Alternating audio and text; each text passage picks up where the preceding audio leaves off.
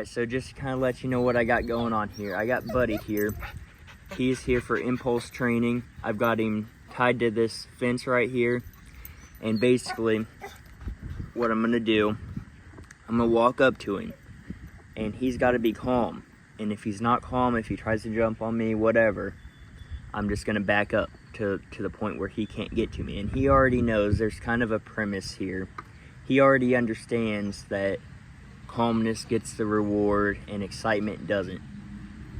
But what I've got going on so that I can make this video, I've got him tied to this fence so that way I can back up and keep him in frame and have him held back so that way when he jumps, he can't get to me. And I'm just gonna stand there until he gets the picture and he sits down.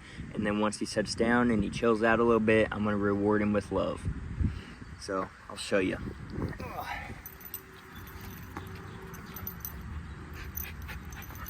Nope.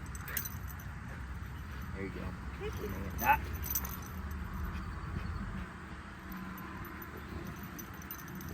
Nope.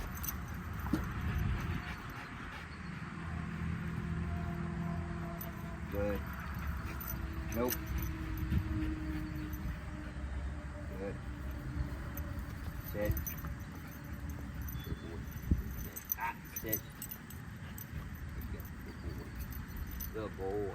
Then the minute he jumps on me like that, he gets back away. And that's going to teach this dog how to be calm. So, but the way that a dog learns how to jump and all that stuff is because when they're a puppy, they're cute, and people think it's cute to let the dog jump. And so the dog learns that, hey, whenever I jump on you like this, oh my goodness, oh my goodness, oh my goodness. And see what that does? The jumping is getting him the love. And so that's why he wants to jump so much. So basically, it's real simple. Just do the opposite. And instead of rewarding the jumping, reward the sitting. And the being calm. Sit. Sit down. Good boy. Nope. Good. And so that becomes the way that he gets, that basically becomes the jumping now. So we eliminate the jumping and we trade it for something else, calmness. Nope. He got me there. I didn't have a firm grip on it, so he was able to jump up and get it. No.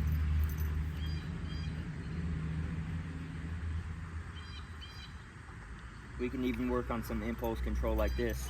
No. No. Ah. Hold it down close to him. No. No. No. No. And he knows what no means, by the way. No. We just gotta practice it. No. Hey. No.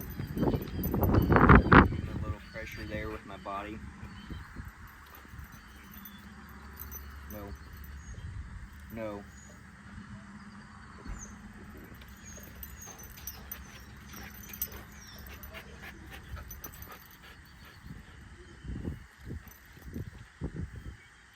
No. No. Ah! No. No. A little bit more pressure. Drop it. No. No.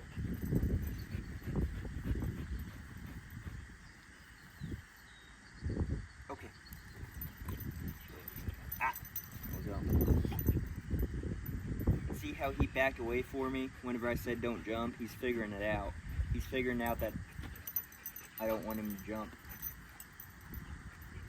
And he's figuring out, hey, this is what gets me the treats and this is what gets me petted. Not jumping, not acting like a psycho, being calm, giving space and setting and not being a nuisance.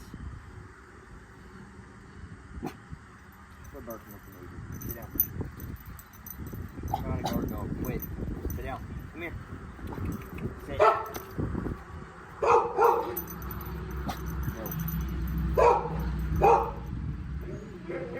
Sit. No. Leave the neighbor alone. Sit down. No. Sit.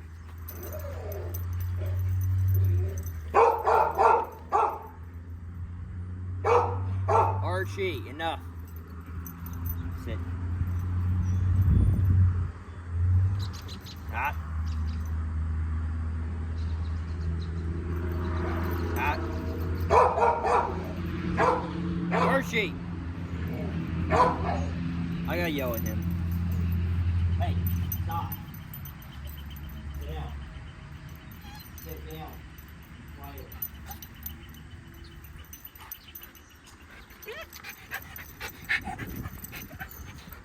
There you go. Ah.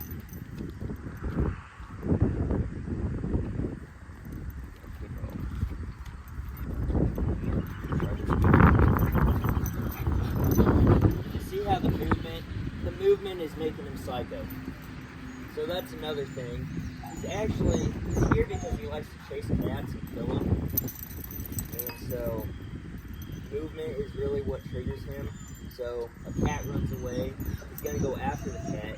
Once he gets a hold of the cat's going to start screaming, thereby intensifying that dog's prey drive. Sit. And making him want to do it more.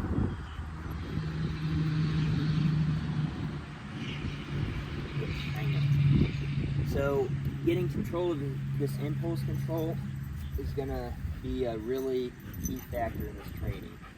It's going to be the main thing, because he's not a dog that's ever not going to want to chase something that runs. So if it's going to run, he's going to chase it. And if it starts screaming and hissing and attacking him when he catches it, that's going to just intensify that prey drive. He's a Rottweiler. He's bred for that. He doesn't care if the cat wants to fight him. He loves it. If the cat wants to scratch him, attack him, hiss at him, scream at him, that's just going to make him want to kill it more. So we got to get control of this dog and, not let him get to that point. When he goes after a cat, we need to say no, here, and he stops in his tracks and comes right back. Gotta have control of this dog. He's not a dog that, he's not a fucking golden retriever, basically. You gotta work on him. Sit down.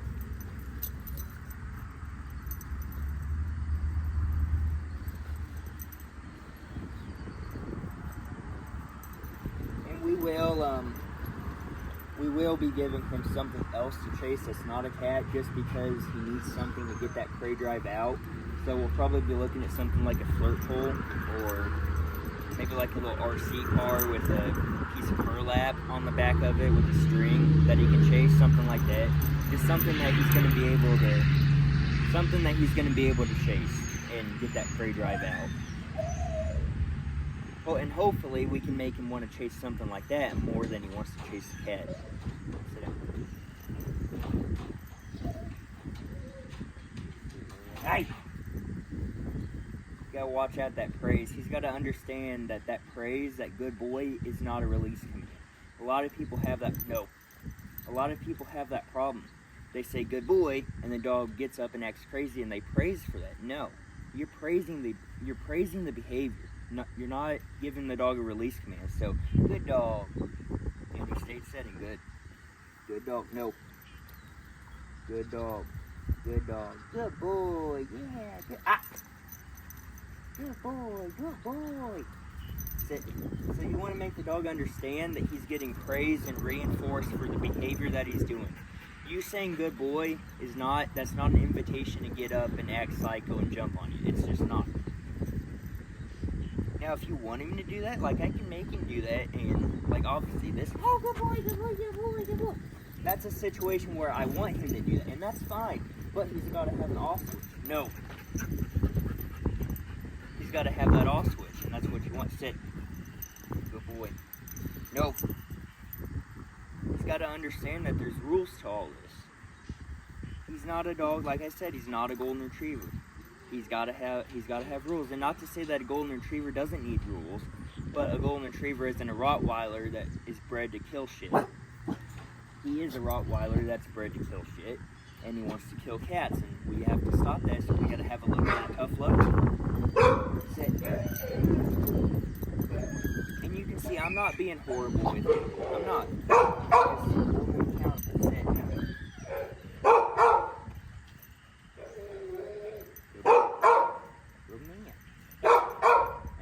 dog in there is my personal dog, Archie, the dog that's barking that I'm getting ready to yell at. He's the same way. He's the same exact kind of type of dog you have to hold accountable. Archie! No.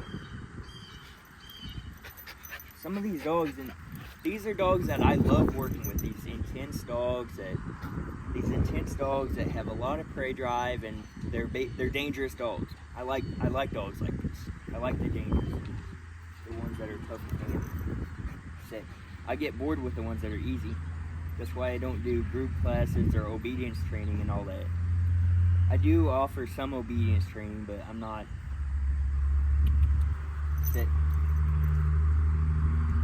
I'm not exclusively that. I like the more intense stuff and the behavior modification and stuff like that. The advanced obedience I enjoy. Good boy. Good boy. Nope. Good boy. Good boy. Good. No. Good dog. I like that nitty-gritty stuff. The stuff that other trainers don't want to work on.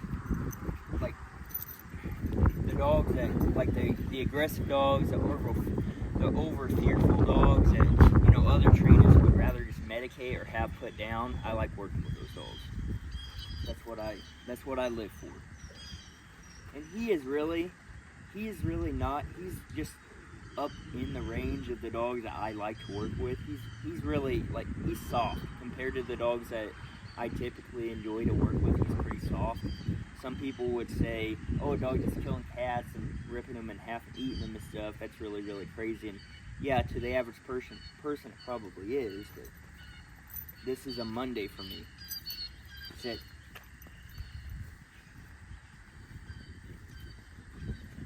Stuff like this is just, it's baby stuff.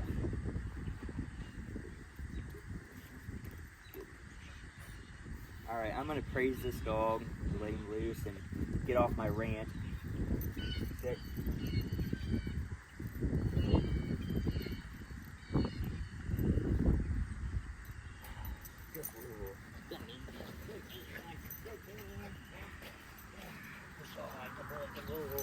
Good man. Sit. Ah. Sit. Good man. And there's rules to the playing too. Down. Okay. Sit down. Sit.